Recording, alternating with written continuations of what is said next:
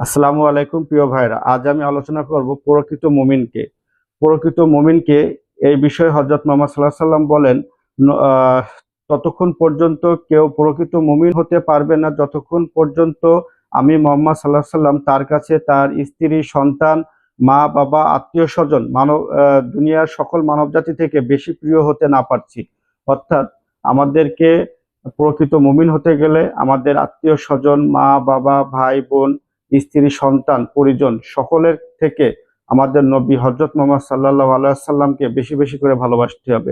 আমরা যতক্ষণ না এই দুনিয়ার মোহ ত্যাগ করে, দুনিয়ার মায়া মমতা ত্যাগ করে আমরা আমাদের নবী হযরত মুহাম্মদ সাল্লাল্লাহু আলাইহি সাল্লামকে বেশি বেশি করে ভালোবাসতে পারবো, ততক্ষণ আমরা কেউ প্রকৃত মুমিন হতে পারবো না। আল্লাহ তাআলা আমাদের সকলকে প্রকৃত মুমিন হওয়ার তৌফিক দান করুক। আল্লাহ তাআলা আমাদের রাসূল হযরত মুহাম্মদ সাল্লাল্লাহু আলাইহি সাল্লামকে বেশি বেশি করে ভালোবাসার তৌফিক দান করুন। আল্লাহ তাআলা আমাদের ইসলামের সহজ ও সরল জীবন ব্যবস্থাকে মেনে ও বুঝে চলার তৌফিক দান করুন। আসসালামু আলাইকুম সবাইকে।